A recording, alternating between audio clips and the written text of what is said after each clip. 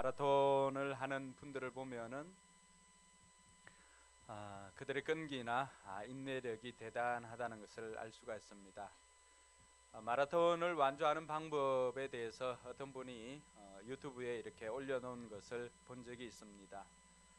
그분의 방법은 일단 1000m를 한번 달려보라는 것입니다. 1000m를 이렇게 달려보고 괜찮으면은 또 1000m를 더 달려보라는 것입니다. 그래도 괜찮으면은 그렇게 해서 41번을 뛰어보라고 하였습니다. 그렇게 하면은 마라톤을 완주할 수 있다고 했습니다. 그래서 어떤 분이 그것을 따라 했어요. 또 마라톤을 이렇게 1000m를 달려보니까 괜찮아서 또 1000m를 달려보았습니다. 그렇게 해서 한 번, 두 번, 세 번 이렇게 하다가 35번, 그러니까 35km 정도를 이렇게 달리게 된 것입니다. 그때 이 사람이 느꼈던 것은 모든 우주가 동원되어서 자기가 완주하는 것을 막으려고 했다는 것입니다. 굉장한 벽이 느껴졌다는 것입니다. 그래서 여기서 그만두어야 되겠다, 포기하고 싶은 생각들이 끊임없이 자기를 괴롭혔다는 것입니다. 그럴 때 이 사람이 생각했던 것이 포기하지 말고 한 걸음만 더 나아가 보자, 한 걸음만 더 가보자 라고 해서 그 35km 지점을 이렇게 통과를 하였는데, 자기는 굉장한 벽이 있는 걸로 생각하고 마치 우주의 모든 것, 심지어 아스팔트 바닥이나 주변에 있는 사람들, 또 보이는 사물, 이 모든 것들이 자기를 완주하는 것을 막고 있는 것으로, 또 가지 못하도록 그렇게 잡고 있는 것으로 생각했는데, 막상 한 걸음 한 걸음 내딛고 가보니까 그 자리에 머물러 있던 벽이라고 생각했던 것은 흔적도 없이 사라지고 결국에는 마지막에 42.195km를 이렇게 결승점을 도달했다고 고백하는 것을 들었습니다. 전문 용어로 우리가 뛰다가 정말로 포기하고 싶은 지점이 있습니다. 그 지점을 데드 포인트라고 합니다. 정말로 죽고 싶은, 또 죽을 것 같은 그 지점입니다. 이것은 마라톤이나 운동 경기 할 때만 느끼는 감정이 아닙니다. 우리 신앙생활에 있어서도 이런 데드 포인트와 같은 지점이 있습니다.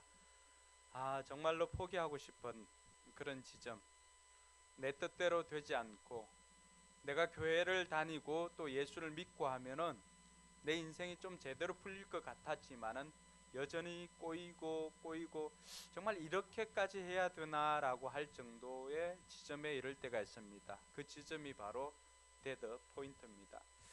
제가 옛날에 체대를 진학하기 위해서 입시 공부를 할 때 이 데드 포인트가 시험에 나온 적이 있습니다. 저는 문과였지만은 나 고등학교 2학년 때부터 예체능계를 가기 위해서 예체능을 준비를 했습니다. 그래서 체육은 그때 당시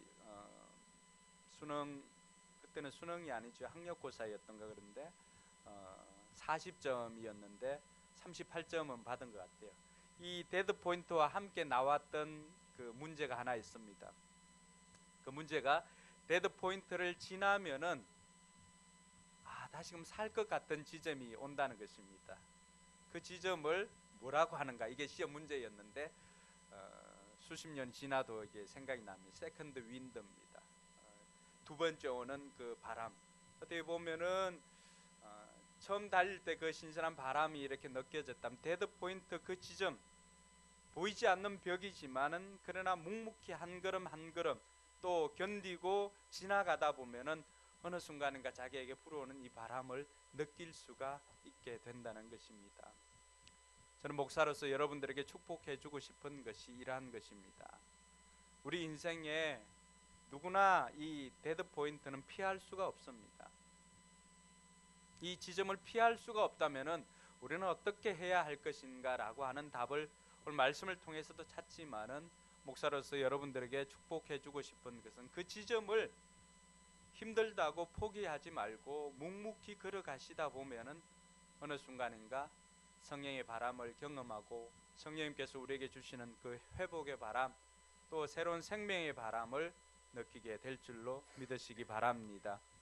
오늘 우리에게 말씀을 전해주는 야고보 사도 뿐만이 아니라 지난주에 우리에게 말씀을 전해 주셨던 김재정 목사님도 그런 이야기를 했습니다. 우리의 목표는 완주하는 것이라고. 빠르게 하는 것이 목표가 아니라 바르게 하는 것이 목표라고 했습니다. 그래서 우리의 목표는 바르게 완주하는 것입니다. 모든 사람들이 탁월함을 기준으로 삼을 때가 많이 있습니다. 세상은 어떻게 보면 이 탁월함을 기준으로 삼습니다. 그러나 신앙생활은 그렇지 않습니다. 탁월함은 소수만이 가지고 있는 것입니다. 모두가 다 탁월하지는 않습니다. 그런데 내가 속해 있고 또 내 가족이, 내 자녀가, 또 우리의 목장 식구가 탁월하지 않다고 해서 책망할 필요가 없습니다. 하나님의 기준은 탁월함이 아니라 충성입니다. 충성되게 완주하는 것이 사역의 목표입니다. 그래서 자리를 지키는 것이 굉장히 귀한 것입니다. 여러분들이 오늘 예배 자리에 나와서 그 자리에 앉아 있는 것, 그 자체로만 해도 이미 여러분들은 오늘 해야 할 일 중에 많은 것들을 행하였다고 할 수가 있습니다. 이쪽은 무게중심이 잡히는데 이쪽은 무게중심을 잡으려고 지금 앞에 비워놓은 거죠. 이 줄에 앉아 계신 분들. 양쪽에는 좀 부응이 되어서 이렇게 무게중심 맞아가는데 늘 중간에 앉았던 분들 좀 분발해 주시기 바랍니다. 네. 이처럼 자리를 지키는 것도 굉장히 귀한 것입니다. 많은 사람들은 우리도 그렇죠. 우리도 열매 맺는 삶을 살자라고 하면서 구호를 이렇게 외치고 열매에 많은 관심이 있습니다. 그러나 하나님께서 우리에게 기대하는 것은 묵묵히 그 자리를 지키는 것, 그것이 소중하다라고 하는 것을 우리에게 말해줍니다. 그래서 열매가 없어도 그 자리를 지키는 것만 해도 하나님께서 좋아하실 간증이라고 지난 시간에 김재정 목사는 우리에게 이야기를 해 주었습니다. 세상은 어떻게 보면 등수를 기억하지만 그러나 하나님 나라는 끝까지 완주하는 사람을 기억합니다. 그래서 히브리서 기자는 이 끝까지 완주하는 것을 우리에게 소개를 하고 있으면서 마지막에 그 자리에서 주님께서 우리를 기다리고 계신다고 이야기를 합니다. 그럴 때 이 완주를 할 때 우리가 힘들고 어려울 때마다 보아야 할 사람들이 있습니다. 지금은 관중석에 이제 앉아서 응원하고 있는 분들입니다. 그분들이 누구일까요? 성경은 우리에게 이야기해 줄 때 그분들은 앞서서 믿음의 경주를 달렸던 믿음의 영웅들이라고 했습니다. 그 영웅들의 이름이 히브리서 11장에 기록되어져 있고 히브리서 12장 1, 2, 3절을 시작할 때 우리에게 이 경주를 달리는 것을 이야기를 하고 있습니다. 힘들고 어려울 때마다 우리가 보아야 할 사람들이 누구일까요? 앞서 달려가신 그분들을 보면서 정녕 할 수 없는 것이 아니라 우리도 이 시간을 조금만 버티다 보면은 언젠가 우리도 저 자리에 있게 될 것이다 라고 하는 것들을 고백할 때가 있다는 것입니다. 그래서 오늘 준비한 것은 신앙은 버티는 것, 다르게 말하면 버티는 것이 신앙이다라고 하는 것을 여러분들과 함께 한번 살펴보고자 합니다. 옆 사람이 그렇게 이야기합시다. 버티는 것이 신앙입니다. 우리가 말하는 사람이 누구인지를 알면은 좀 신뢰가 가고 또 좀 더 이해가 되고 공감이 됩니다. 오늘 말하는 사람은 누구일까요? 오늘 이 글을 기록한 앞으로 우리가 몇 주 동안 계속해서 야고보를 좀 만나고자 합니다. 야고보서를 가지고 매주일 오전 예배를 하고자 하는데요. 성경에는 야고보가 대략 한 3명이 나옵니다. 예수님의 제자 중에 세베대의 아들 야고보가 나옵니다. 그 형제 이름이 요한이기 때문에 요한과 야고보, 우레의 아들이라고 하는 별명을 가진 형제입니다. 세베대의 아들 야고보가 나오고 또 제자 중에 알페오의 아들 야고보가 나옵니다. 이 두 아들 모두가 제자가 되었던 거죠. 세베대의 아들 야고보와 알페오의 아들 야고보. 그러나 오늘 이 야고보서를 기록한 사람은 예수님의 제자는 아닙니다. 12제자 중에 나오는 야고보는 아닙니다. 그럼 이 야고보는 누구냐라고 했을 때 그 아버지가 요셉입니다. 요셉 많이 들어보지 않았습니까? 여러분들이 알고 있는 요셉 누가 있죠? 예수님의 육신의 아버지 이름이 요셉입니다. 그러면 이 야고보는 누가 될까요? 예, 예수님의 육신적인 동생입니다. 예수님 당시에는, 예수님 살아 계실 때는 야고보가 예수님을 믿지 않았습니다. 그래서 형을, 제가 뭐 정확한 명칭을 몰라서 그런데 티박을 주고 이렇게 했던 사람이 이 야고보입니다. 아니, 그렇게 유명하다고 한 사람이 왜 이 촌에만 이렇게 갇혀서 있냐, 좀 유명하다고 하면은 바깥에 나가서 이름을 알리던가 해야지라고 형님을 티박을 주었던 사람이 이 야고보입니다. 고린도전서 15장 7절에 보니까 이 야고보에게 부활하신 예수님께서 찾아오셨습니다. 부활하신 예수님을 만난 사람들이 다 변화되었습니다. 사도 바울은 다메섹으로 가는 그 길에 부활하신 예수님을 만나고, 이전에는 예수님을 박해하던 사람이었지만은 그 자리에서 부활하신 예수님을 만나고는 예수님께서 지금까지 이 땅에 오셔서 행하신 모든 것들이 다 사실이구나라고 하는 것을 믿게 되었습니다. 그리고는 그의 삶이 바뀌어서 이제는 핍박자고 포역자였지만은 이제는 예수님을 전하는 그런 순교자의 삶을 살았던 것입니다. 야고보도 마찬가지입니다. 예수님 살아 계실 때는 형제지만은 예수님 믿지 않았습니다. 그래서 늘 형이 이야기하는 거 보면은 뭐 전문용어로 사기치는 것 같고 어떻게 그런 일들이 있을 수 있냐라고 생각했던 사람인데, 부활하신 주님께서 직접 야고보에게 찾아왔습니다. 그리고는 형이 말하는 것이 사실이구나라고 하는 것을 깨닫고, 그때부터는 형이 아니라 메시아로서, 그리스도로서 예수님을 따르게 되었습니다. 그리고는 초대교회 예루살렘 교회의 지도자가 되었습니다. 베드로와 함께 그 예루살렘 교회를 건실하게 세워갔고, 그리고 수많은 교회적으로 어떤 문제가 생길 때는 예루살렘 총회를 소집해가지고 어떤 문제를 결정할 때 결정적인 판단을 했던 사람이 바로 이 야고보입니다. 야고보가 오늘 흩어져 있는 12 형제들에게 편지를 썼습니다. 1절에 있는 흩어져 있는 12지파라고 하는 것은 어떻게 보면은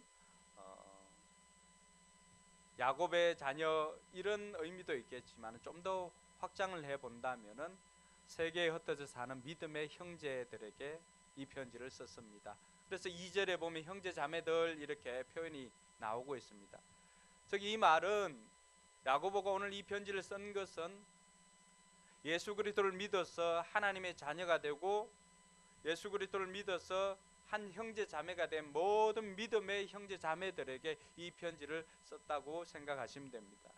그러므로 저와 여러분들이 예수 그리스도를 믿어서 하나님의 자녀가 된 저와 여러분들에게도 이 야고보가 오늘 동일하게 하나님의 음성으로 들려주고 있는 것입니다. 이 야고보서를 보면은 예수님의 가르침으로 매장이 다 가득 채워져 있습니다. 어떻게 보면은 산상수훈을 듣는 것 같습니다. 근데 산상수훈이나 예수님의 가르침을 직접적으로 듣는 것이 아니라 예수님의 가르침을 성도의 삶에 어떻게 적용할 것인가를 말해 놓은 것이 이 야고보서입니다. 그러다 보니까 야고보서는 뭘 해라, 이렇게 살아라 라고 하는 내용들이 많이 담겨져 있습니다.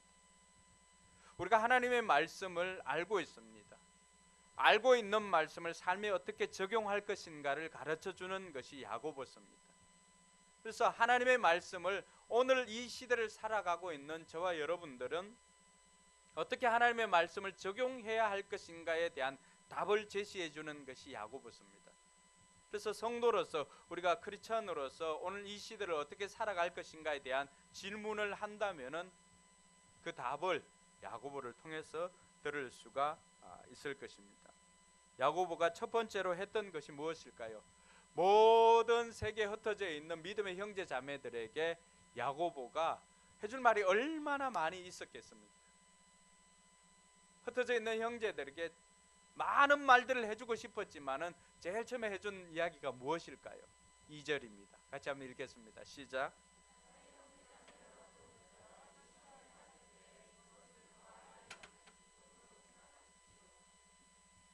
시험을 당할 때에 그것을 더할 나위 없는 기쁨으로 생각하라는 것입니다. 예수님의 형제였던 야고보가 믿음 생활을 하고 있는 형제 자매들에게 들려주었던 첫 번째 권면이, 여러분 시험을 받을 때에 그것을 기쁨으로 생각하라고 하는 것입니다. 여러분 생각 어떠세요? 여러분들이 시련이 있을 때 그걸 기쁨으로 받아들일 수 있겠습니까? 예수 믿는다는 이유로 핍박을 받고, 또 예수 믿는다는 이유로 여러 가지 손해를 보고, 또 내가 신앙생활을 한다는 이유로 관계적으로나 물질적으로나 아니면은 육신적으로나 여러 가지 어려운 일을 겪을 때, 시련을 당할 때에 야고보는 기뻐하라고 말하고 있습니다. 여러분 이 말에 동의하십니까? 우리가 고통받을 때 기쁨으로 생각하는 거 쉽지 않습니다. 근데 야고보 사도가, 야고보 선생이 우리에게 들려주는 것은 그 수많은 말들 중에 고통을 당할 때, 시련을 당할 때 기뻐하라고 말했습니다. 우리가 생각할 때는 더 좋은 말들이 많이 있을 것 같은데, 뭐 복 받으라, 또 이렇게 하면은 부자 된다, 이렇게 하면은 복 받는다, 이런 수많은 말들을 해주고 싶을 것들이 많이 있을 것 같은데, 시련을 당할 때 기쁘게 생각하라는 것입니다. 근데 이 말이 야고보만 한 게 아니더라고 하는 거예요. 예수님께서 제자들을 불러놓고 산에 가서 이렇게 가르칠 때가 있었습니다. 우린 그것을 산상수훈이라고 합니다. 산에 가서 가르쳤다고 해서. 어떻게 보면은 천국을 살아가는 백성들에게 있어서는 보배와 같은 말씀이기 때문에 산상보훈이라고도 그렇게 이야기를 합니다. 마태복음 5장에서 7장까지 말씀인데, 거기에 보면은 마태복음 5장 9절에나 이렇게 보면은 어떤 이야기가 나오냐 그러면은, 의를 위해서 핍박을 받는 사람은 뭐 하라고 합니까? 기뻐하라고 합니다. 아니 핍박을 받는데 기뻐하라고 합니다. 왜 그럴까요? 하나님 나라 천국이 너희 것이기 때문이다라고 그렇게 이야기를 합니다. 또 내 이름으로 핍박을 받는 사람도 뭐 하라고 합니까? 기뻐하라고 합니다. 기뻐하라고. 왜냐하면 하늘나라가 너희의 것이고, 박해를 받고 터무니없는 말로 온갖 비난을 받으면은 복이 있다라고 말합니다. 너희는 기뻐하고 즐거워하라. 예수님의 이름으로 핍박을 받고 또 고난을 받고 이렇게 하면은 기뻐하라고 하는 것입니다. 그 이유를 설명을 해줄 때 마태복음 5장 12절에 보니까 하늘에서 받을 너희의 상이 크기 때문이다. 할렐루야. 우리가 이 땅에서 고난을 받고 이 땅에서 시련을 당하고 예수 믿는다는 이유 때문에 여러 가지 어려움을 겪을 수가 있습니다. 아니 예수 믿지 않아도 어려움을 겪습니다. 그러나 예수 믿는 것으로 인해서 어려움을 겪을 때 우리가 생각할 때는 하나님 너무하시다, 하나님 살아계시는가, 하나님 살아계시다면 내게 왜 이런 어려움을 주었을까, 하나님 살아계시다면 왜 이런 힘든 일을 내게 일어나게 했을까 라고 원망하는 것이 아니라 뭐 하라고 하는 거예요? 하나님께서 주실 그 상을 생각하면서 기쁘게 생각하라는 것입니다. 오늘 야고보가 우리에게 이야기해 준 것도 그것입니다. 여러분들에게 시련이 있으면 기쁘게 받아들이라고 하는 것입니다. 이것은 뭘 전제로 하고 있는 거예요? 우리 앞에 놓여 있는 길이 그냥 쉽고 그냥 탄탄대로 그냥 신장로처럼 쭉 뻗어 있는 그런 길이 아니라고 하는 것입니다. 내가 예수 믿기로 작정하고 걸어가는 이 길, 처음에는 좀 쉬운 길 같고 그러한 길 같지만은 이 길에는 반드시 뭐가 따른다고 하는 거예요? 시련이나 어려움이 따른다고 하는 거예요. 그래서 마태복음에 보면은 예수님을 따르는 길은 넓은 신장로가 아니라 무슨 길이라고 하는 거예요? 좁은 길로 가라고 합니다. 좁은 길. 남들이 많이 가고 남들이 쉽게 가고 하는 그 길은 우리 길이 아닙니다. 어떻게 보면은 그 끝을 가다 보면은 우린 다른 것을 만날 수가 있습니다. 우리가 걸어가는 이 길, 신앙생활이라고 하는 이 길은 그렇게 넓은 길도 아니고 그렇게 평탄한 길도 쉬운 길도 아니라고 하는 것입니다. 비록 좁고 협착한 길이지만 그 길을 힘들고 어렵지만은 그 시련의 길을 걸어가다 보면은 결국에는 끝에 가서 웃는 사람은 우리가 될 것이라고 하는 것입니다. 할렐루야. 옆 사람에게 그렇게 위로해 주면서 축복해 줍시다. 지금은 힘들어도 마지막에는 웃을 수가 있습니다.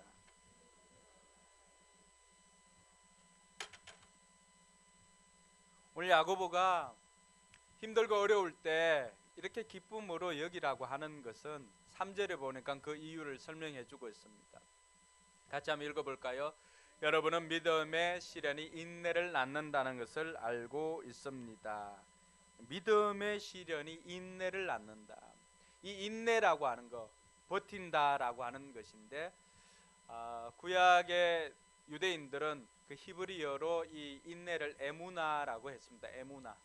이 에무나라고 하는 단어를 바울이나 야고보가 또 헬라어로 이렇게 바꾸면은 알레세이아나 또 피스티스라고 이렇게 번역을 했는데, 알레세이아는 뭐냐 그러면 진리입니다. 진리. 버티는 것이 진리라고 했습니다. 또 버티는 것, 이 인내 에무나가 헬라어로 이렇게 바뀔 때 보니까 피스티스는 다른 것이 아니라 믿음입니다. 믿음. 그래서 이 말만 이렇게 보면은 믿음의 시련이 뭘 낳습니까? 믿음을 낳습니다. 그래서 믿음의 시련을 우리가 지나고 나면은 우리에게 생기는 것이 있는데, 뭐가 생긴다는 거예요? 믿음이 생긴다는 것입니다. 할렐루야. 그렇기 때문에 이 믿음의 시련을 당할 때 우리가 기쁘게 생각하는 이유는, 이 시련이 끝나고 나면은 하나님께서 우리에게 믿음이라고 하는 기쁨을 주신다는 것입니다. 할렐루야. 지금도 우리가 산모가 있고 하는데, 지금 저는 뭐 너무 기쁩니다. 어느 교회도 뭐 그렇게 많지 않는 우리 영아들이라고 하죠. 영아들, 신생아는 영아들이 2명이나 있고, 또 배에 또 노아도 있고, 이런 복이 어디 있습니까? 그런데 이 아이들이 나왔을 때는 이렇게 기쁘고 한데, 뱃속에 있을 때는 어떻습니까? 굉장히 힘듭니다. 내 마음대로 활동을 하지 못하고, 또 처음에는 내가 먹고 싶은 것도 어떻습니까? 금방 먹고 싶다가도 냄새만 맡으면 먹기 싫을 때가 너무나 많이 있습니다. 또 어떤 사람은 또 남편이 대신 입덧을 해주는 그런 착한 남편도 있던데, 이 아이가 태어나기까지는 굉장한 어려움이 있습니다. 고통이 따릅니다. 그 고통을 싫어할 사람은 되게 많지 않습니다. 그 고통 속에서 포기하지 않는 이유는 뭡니까? 나 힘들어하고 끄집어내는 부모가 있습니까? 그렇지 않습니다. 어떤 부모도 내가 지금 고통이 힘들기 때문에 그 고통의 원인이 뱃속에 있는 이 아이로 인한 고통이다라고 생각하고 6개월, 7개월, 아니 3개월 이럴 때 고통이 힘들다고 해서 고통을 끄집어내는 부모는 있습니까? 없습니까? 없습니다. 힘들어도 고통을 참아내는 이유가 무엇입니까? 이 고통을 이겨내면 10달이 다 되면 이제 10달 그 이야기도 못하겠어요. 우리 지원이 보니까 10달 전에 나왔는데도 저렇게 건강히 잘 나옵니다. 어쨌든 7개월 이후부터 하나님의 때가 되어서 이 땅에 태어났을 때 얻게 되는 그 기쁨으로 말미암아서 지금 고통을, 현재의 고통을 참을 수가 있는 것입니다. 할렐루야. 믿음의 시련이라고 하는 것이 그렇습니다. 우선은 겪을 때는 힘들고 어렵지만은 이 힘들고 어려운 고통을 지나고 나면은 우리에게는 그것을 버티고 났을 때 우리에게 생기는 유익이 있습니다. 믿음이 생깁니다. 할렐루야. 그래서 바울은 이 표현을 들어서 육신의 연습은, 육신의 시련은, 육신의 훈련은 약간의 유익이 있다 그랬어요. 그러나 경건의 유익은 영생에 이르도록 도움이 된다고 했습니다. 육신의 유익은 뭘까요? 여러분, 요즘 미우새를 통해서 뜨는 남자가 있죠. 누구예요? 생각이 다 다르네. 어떤 사람은 김건모, 어떤 사람은 이상민, 지금은 이제 김종국. 여러분, 김종국을 보면 어떻습니까? 김종국 어느 날 그 텔레비전에 나와서 보니까 애가 얼마나 이 힘들게 이걸 뭐 바벨인가요? 이걸 들었던지 이 장이 탈장이 될 정도로 그렇게 힘든 걸 들었더라고요. 왜 그렇게 들까요? 수백 킬로나 되는 것을 이렇게 그 벤치프레스를 한다거나 왜 그렇게 들까요? 왜 힘든 걸 할까요? 우리나라 초창기 때 야구가 들어왔을 때 그 YMCA 야구단이 이렇게 하고 있을 때 선비들이 이렇게 갓을 쓰고 지나가면서 한 이야기가 있습니다. 뭐라고 얘기했을까요? 그 힘든 것은 아래 끝을 시키지 그 직접 한다고. 왜 헬스를 하는 사람들이 그렇게 힘들게 그렇게 할까요? 고통 속에서 그 힘든 것을 할까요? 근육을 키우는 것뿐만이 아니죠. 여러분들이 필요 없는 것을 정리하는 것도 마찬가지죠. 세련아, 그렇지 않니? 여름을 위해서 필요 없는 살 정리를 하고 있니 지금? 어떠세요? 왜 그 고통을 참으세요?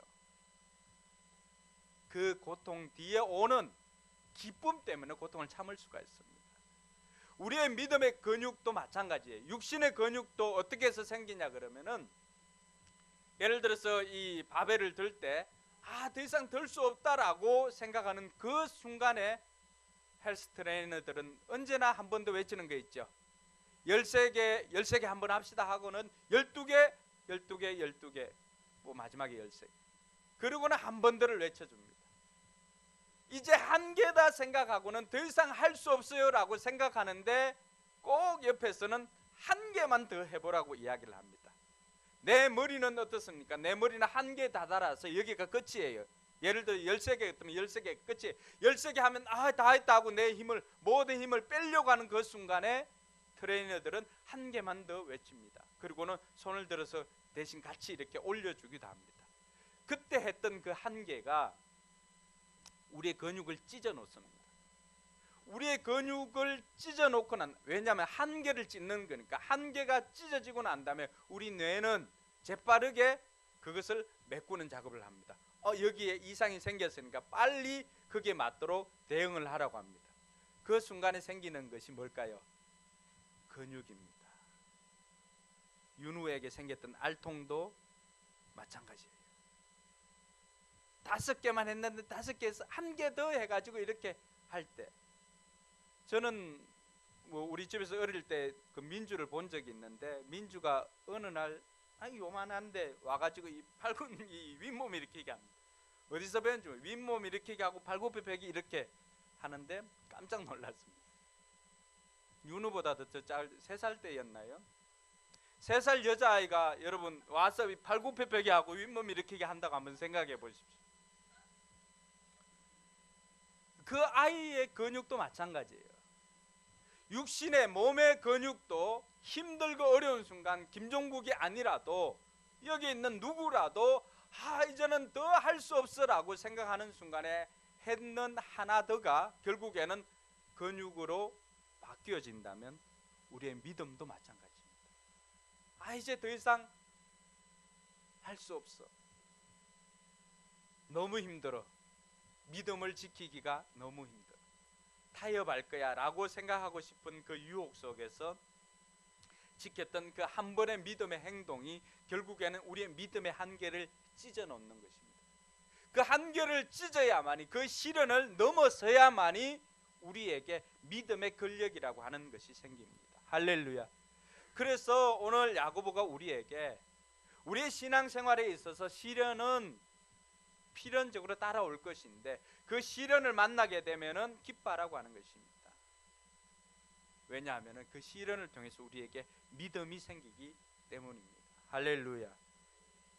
그래서 그 시련을 만나게 되면 어떻게 우리가 이겨낼까? 4절을 보니까 야고보는 그 시련을 이길 방법을 이야기를 합니다. 4절 같이 읽습니다. 시작.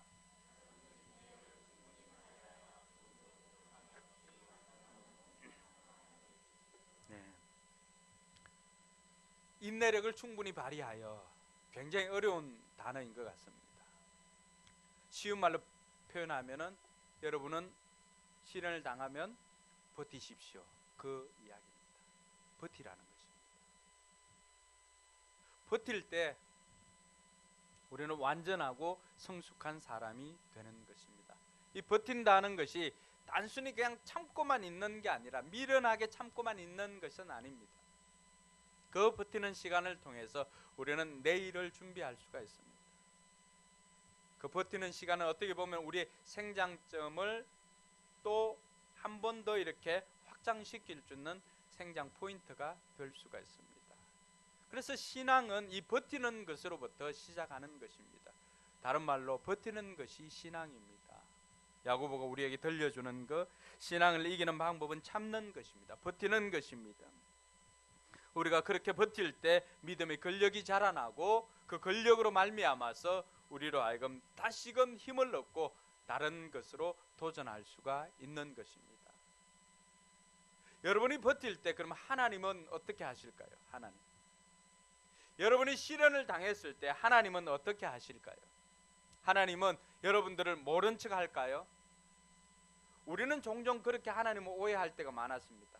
내가 이렇게 힘든데 하나님 도대체 어디 계시지? 여러분, 하나님 앞에 상처받은 사람들, 고백하는 사람들이 있어요. 목회자의 자녀들 중에도 있고 믿음의 자녀들 중에도 있어요. 대부분이 우리가 이렇게 힘들었을 때 하나님 우리를 도와주지 않고 어디에 계셨는가 그렇게 질문을 합니다. 여러분들 그렇게 질문한 적 없습니까? 내가 이렇게 힘든데 하나님 그때 도대체 어디에 계셨어요? 하나님이 왜 날 모른 척 하셨어요? 라고 이야기하는 사람들도 있습니다. 그래서 그것이 이해가 되지 않고 납득이 되지 않아서 하나님을 떠난 사람들이 많이 있습니다. 하나님 과연 우리를 모른 척 하셨을까요? 고린도전서 10장 13절에 보니까 그렇지 않습니다. 같이 한번 읽겠습니다.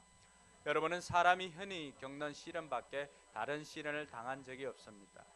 하나님은 신실하십니다. 여러분이 감당할 수 있는 능력 이상으로 시련을 겪는 것을 하나님은 허락하지 않으십니다. 하나님께서는 시련과 함께 그것을 벗어날 길도 마련해 주셔서 여러분이 그 시련을 견디어낼 수 있게 해 주십니다. 아멘. 우리가 힘들고 어려울 때 하나님께서 해 주시는 것은 두 가지입니다. 감당할 수 있는 능력을 주시고 또 하나는 피할 길을 주십니다. 내게 믿음의 시련이 있다라고 하는 것은 내가 그것을 감당할 수 있는 능력이 되었다는 것입니다. 윤후에게 영어로 시험 문제를 내지 않습니다. 윤후에게 인수분해를 이렇게 요구하지는 않습니다. 인수분해를 요구했다라고 하는 것은 인수분해를 풀 수 있는 때가 되었기 때문입니다. 시련이 여러분에게 생겼다는 것은 나도 이제 신앙이 좀 자라났어, 이런 시련을 맞이할 단계가 되었구나라고 생각하는 것입니다. 아무에게나 그런 문제 동일한 것을 주지는 않습니다. 모두에게 똑같은 문제 주지는 않습니다. 다 각각의 사람들에게 믿음의 시련이 다를 수는 있습니다. 근데 그 시련을 당하였을 때 나도 이제 이런 시련을 당할 만큼 나에게도 조그마한 믿음이 생겼구나라고 감사할 수 있기를 바랍니다. 하나님께서는 시련을 겪을 때 모른 척 하시는 분이 아니라 우리에게 그 시련을 당할 능력을 주십니다. 그리고 그 능력 이상 우리에게 허락하지 않습니다. 말씀을 보면 여러분이 감당할 수 있는 능력 이상으로 시련 겪는 것을 하나님은 허락하지 않습니다.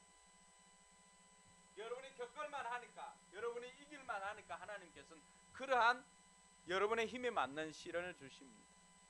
근데 혹이라도 하나님께서 여러분들 과대평가해가지고 얘 이 정도면 될 것 같은데 라고 줬는데, 근데 여러분들은 아니야, 나는 이걸 감당할 수 있는 능력이 없어 라고 하고 버티지 못한다면 하나님은 어떻게 하실까요? 그냥 그 문제 깔려 죽게 하실까요? 어떻게 하실까요? 헬스 트레이너가 얘 이 정도면 13개에서 한 개 더 하면은 될 것 같다라고 해서 13개 하고 마지막 한 개 더 했어요. 그런데 이렇게 올리다가 힘이 빠져서 역기가 목에 걸렸어요. 그래요. 그럼 헬스 트레이너는 어떻게 할까요? 버티십시오. 할 수 있습니다. 이렇게 합니까? 어떻게 할까요? 감당할 힘이 없는데, 지금 감당할 힘이 없을 때는 헬스 트레이너가 친절하게 그 역기를 이렇게 하나님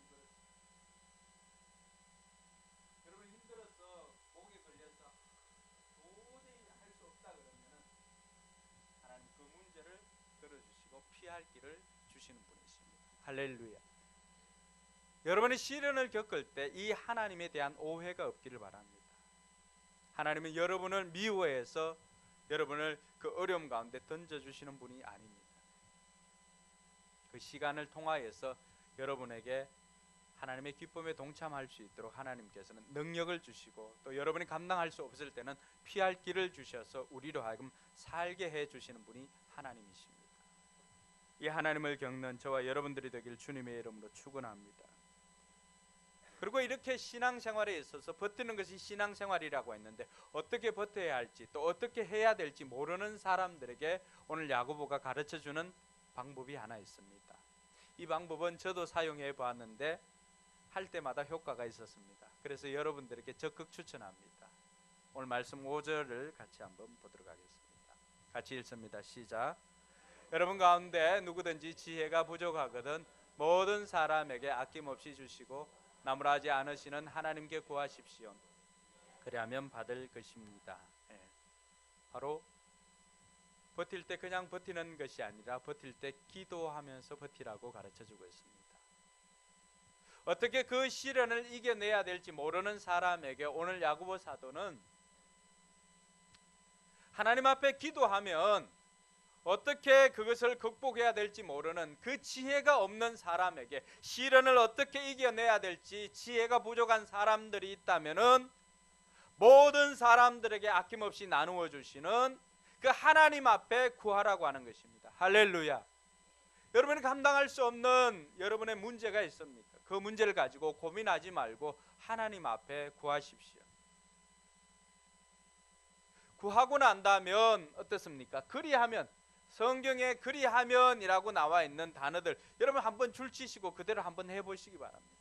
그리하면 어떻게 됩니까? 받을 것입니다. 할렐루야. 우리가 하나님에 대한 시련을 당할 때마다 하나님에 대한 오해가 있는데, 야고보 사도를 통해서 그 하나님에 대해서 바르게 알 수 있기를 바랍니다. 이 하나님은 우리가 구할 때 우리에게 주시는 분이신데 어떻게 주시는 분이에요? 아낌없이 주시는 분입니다.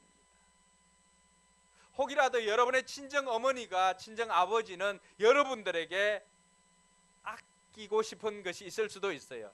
왜냐하면은 내가 먹어야 되고 또 아니면은 우리 신랑 줘야 되니까 아끼고 싶은 것이 있을 수가 있어요. 근데 우리 하나님은 아끼지 않습니다. 다 주십니다. 다 주십니다. 이 하나님 앞에 여러분들이 가지고 있는, 여러분들이 지금 겪고 있는 그 시련을 고백할 수 있기를 바랍니다. 그 시련을 여러분들이 간직한다면 여러분의 것이지만 그것을 하나님 앞에 맡기면 하나님의 것입니다. 제가 자주 예를 듭니다. 등록금 고지서가 나오는데 자기가 가지고 있으면 이거 어떻게 하지 하고는 자기가 고민을 합니다. 근데 이걸 가지고 등록금이 나왔어요. 우리가 등록금 이렇게 하면 누구 걱정할 거야? 안 하죠. 누가 걱정해?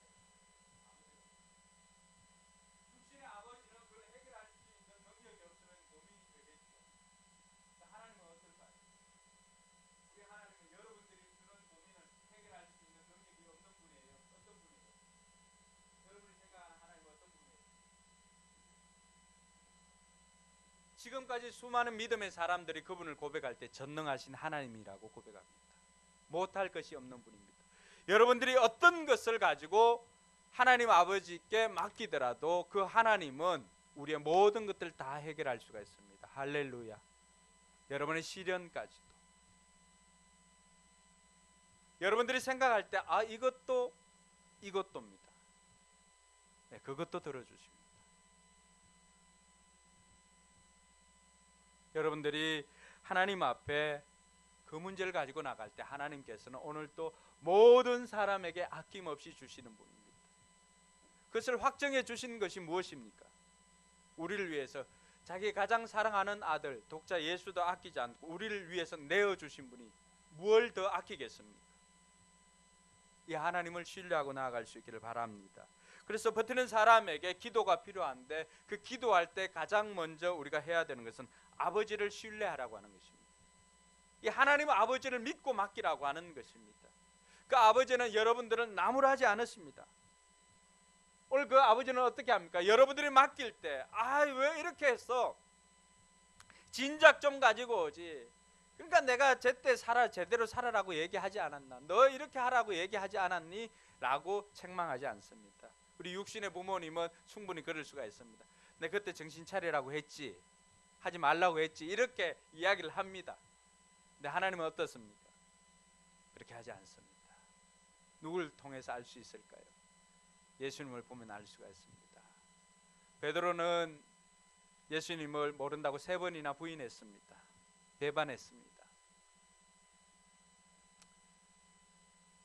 그 배반한 베드로를 부활하신 예수님께서 찾아왔습니다. 그리고는 장작불을 피웁니다. 예수님께서는 굉장히 디테일한 분이에요. 그 장작 소품 하나 그냥 준비한 게 아니에요. 그 추워서, 새벽에 추워서 그 불 피운 게 아니에요. 그 새벽에 불을 피운 것은 베드로가 배신했던 그 밤을 생각나게 하는 것입니다. 그리고 불을 피우고 너희가 잡은 고기가 있니? 물어봅니다. 없을 때 저 배 오른편에 그물을 던져라. 그리고는 고기를 잡아옵니다. 그리고 먹여줍니다. 베드로는 그분이 예수님이라고 하는 것을 알고는 심장이 멎는 것 같았습니다. 왜냐하면은 다른 사람 몰라도 나는 절대 부인하지 않겠습니다. 그때 예수님께서는 베드로야, 네가 닭이 울기 전에 3번이나 나를 부인할 것이다. 똑똑하게 이야기를 해줍니다. 3번. 그러니까 베드로는 절대 그럴 수가 없습니다. 예수님 내가 누군데? 라고 하면서 큰 소리를 쳤지만은 정작 베드로는 예수님을 부인했습니다. 그 부인했던 베드로 앞에 예수님께서 찾아오신 것입니다. 그리고는 너 왜 나를 배신해서? 라고 하면서 칼을 갈지 않습니다. 오히려 고기를 구워서 그 배고픈 베드로에게 먹입니다. 그러고는 왜 배신했느냐? 그 이유를 묻지 않습니다. 그리고는 다시금 일할 수 있는 기회를 줍니다. 내 어린 양을 먹이라. 그때 예수님께서 베드로에게 물었던 것이 그것입니다. 이 모든 것들보다도 네가 나를 사랑하느냐? 사랑을 물었습니다. 베드로는 이전에도 예수님을 사랑했습니다. 근데 그때 예수님께서 베드로에게 질문을 했습니다. 그 사랑을 다시 한번 확인한 것입니다. 너 아직도 나를 사랑하니? 배신하기 전에도 사랑했다면 지금도 사랑하니? 묻습니다. 예수님께서 지금 이 시간에 우리에게도 묻습니다. 너 나를 사랑하니? 내 어린 양을 먹이라고 부탁하십니다. 또 묻습니다. 너 나를 사랑하니? 주께서 아십니다. 그럼 내 양을 먹일래? 먹일래가 아닙니다. 먹여라.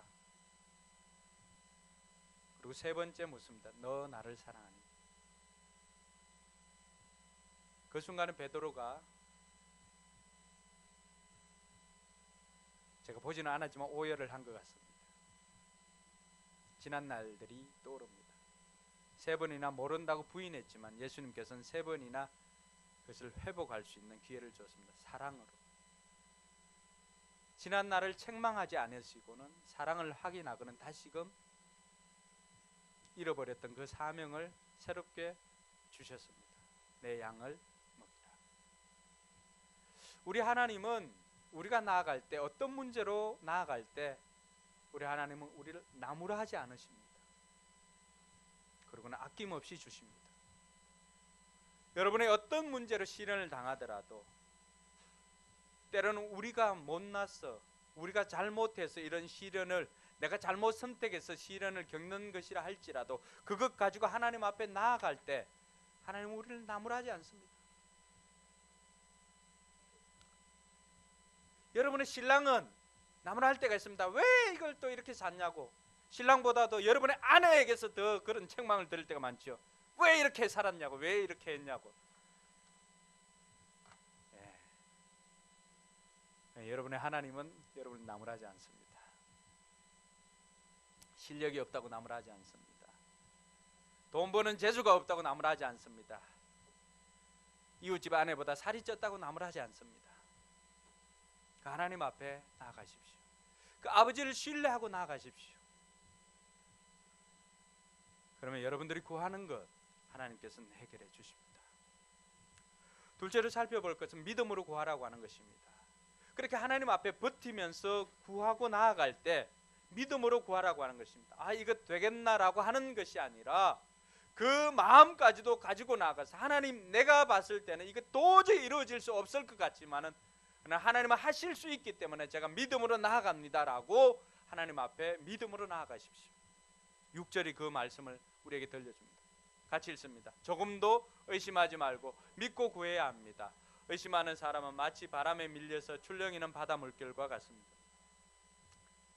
의심하는 사람, 하나님 앞에 기도해도 의심하는 사람이 있습니다. 그러면은 바람이 부는 건 뭐예요? 환경이 달라질 때마다 그렇지 하나님, 이게 되겠나, 내가 기도했다고 해서 이게 되겠나라고 생각이 들 때가 있습니다. 그런 사람들은 기도 응답을 받을 생각을 하지 말라고 합니다. 지금까지 왜 응답이 안 되었을까요? 여러분, 염려하는, 되겠나라고 하니까 안 되는 거예요. 되겠다라고 생각하고 믿고 구할 수 있기를 바랍니다. 할렐루야. 그래서 그 사람들은 마음이 나뉘어진 사람입니다. 8절에 보니까 그 사람들의 마음은 어떤 마음이에요? 두 마음이에요. 두 마음은 뭐예요? 지난 시간에 했던 거. 두 마음. 염려잖아, 그죠? 염려. 그러니까 염려하는 사람은 안 되는 거예요. 염려하는 사람. 맡겼으면은 염려하지 않는 것입니다. 이게 믿음입니다. 할렐루야. 예. 그리고는 하나님께서 행해 주실 때까지 버티는 것입니다. 때가 되면 하나님께서 이루어 주십니다. 그래서 기도할 때 우리가 버틸 수 있는 힘을 키울 수가 있습니다. 사랑하는 성도 여러분, 그럼 시련에 있는 사람들, 신앙생활을 할 때 시련 당연합니다. 그것이 어떤 이유에서든지 우리는 시련을 겪을 수 있습니다. 그럴 때 그 자리에서 여러분을 사랑하시는 하나님 아버지를 믿고 버틸 수 있기를 바랍니다. 그리고 그 문제를 가지고 하나님 앞에 믿고 구할 수 있기를 바랍니다. 그러면 여러분 믿음대로 이루어 주실 것입니다. 환경 바라보지 마시고 하나님 바라보십시오. 때가 되면 이루어 주십니다. 그래서 신앙은 버티는 것입니다. 잘 버티다 보면은 그렇게 버틸 때 여러분의 믿음이 생깁니다. 한 가지 이야기하고 마칩니다. 제가 사계절 중에 봄을 제일 좋아합니다. 봄에 새 생명이 이렇게 돋아나는 것 굉장히 좋아합니다. 근데 제가 이 누리는 봄을 방해하는 세력들이 있습니다. 뭘까요? 봄에 뭐가 심하지요? 황사도 심한데 또 하나가 있습니다. 봄에 꽃가루도 있는데 봄바람이 심합니다. 바람만 안 불면은 그 따뜻한 기운을 좀 느끼고 싶은데 좀 따뜻한 기운을 느끼려 그러면 바람이 붑니다. 제가 어느 날 함께 가는 권사님에게, 권사님, 저는 봄이 너무 좋은데 봄바람만 없으면 좀 살겠는데 봄바람이 너무 싫습니다. 그런 이야기를 했습니다. 그러니까 그 권사님이 그런 이야기를 합니다. 목사님요, 이 바람 없어 보여서 저 나무들이 저렇게 자라겠어요? 무슨 소리 하는 거예요? 그럼 봄에 바람이 불잖아요. 봉숭아든 뭐든 이 작은 나무들은 그 부는 바람에 안 넘어지려고 어떻게 하겠어요? 몸에 힘을 주잖아, 그렇죠? 몸에 힘을 줄 때 힘이 생기는 것입니다. 그래서 뿌리에 힘이 생기는 것입니다. 봄에 바람이 불 때 그 봄바람이 없으면 나무들은 뿌리에 힘을 줄 수가 없습니다. 바람이 다 나쁜 것은 아니더라고요. 우리에게도 마찬가지입니다. 여러분들이 좋은 것 누리려고 할 때 때로는 바람이 붑니다. 환경에 어려움이 있습니다. 그 환경에 어려움이 있을 때 여러분 그것에 넘어지지 않고 버티려고 이렇게 팔을 뻗고 다리를 뻗을 때 그게 근육이 되고 그게 믿음이 되는 것입니다. 그래서 우리가 어떤 큰 바람이 와도 흔들리지 않는 그런 믿음의 거목들이 다 될 수 있기를 주님의 이름으로 축복합니다. 기도하겠습니다. 이 시간 같이 기도할 때 여러분이 말씀을 생각하면서 여러분 지금 어떤 시련 가운데 있습니까? 그 시련은 불평할 것이 아니라 하나님께서는 기뻐하라고 말합니다. 왜냐하면은 시련 자체가 우리의 기쁨이 될 수는 없지만은 시련을 버티고 이겨냈을 때 우리에게 믿음이 생기고 또 하늘의 상이 생기기 때문입니다.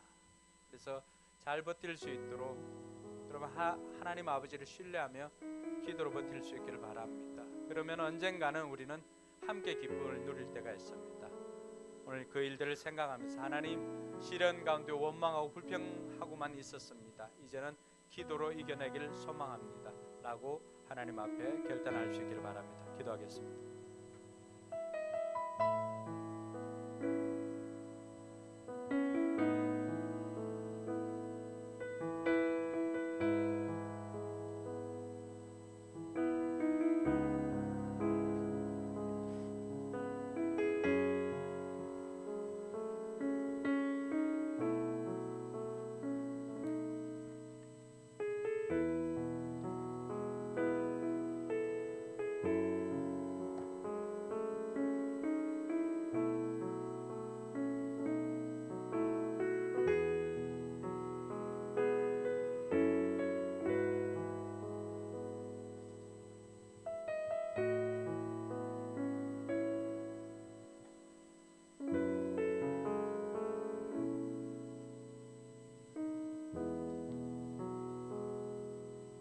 우리 자리에 일어나서 찬양하면서 여러분 다시 한번 마음에 결단할 수 있기를 바랍니다.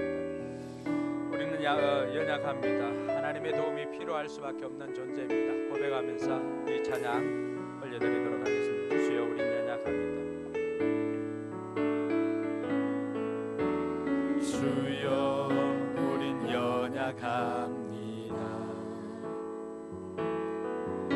우린 오늘은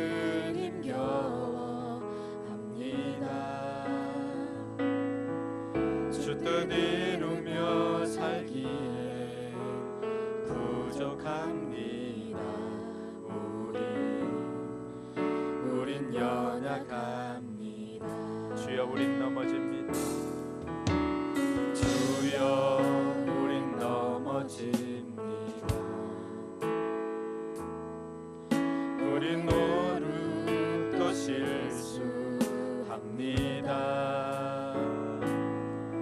주의 긍휼을 구하는 죄인입니다.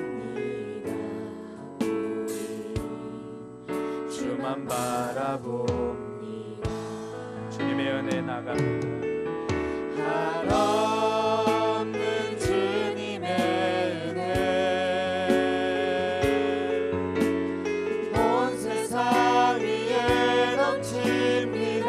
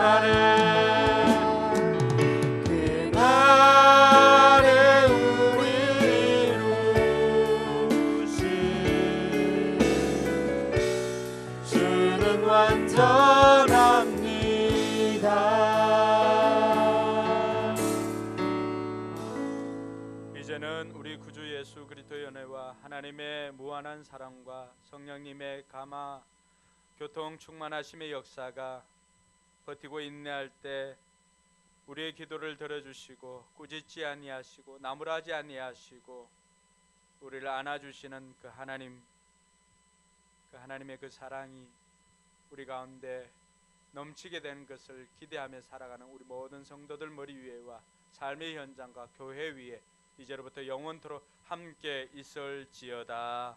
아멘.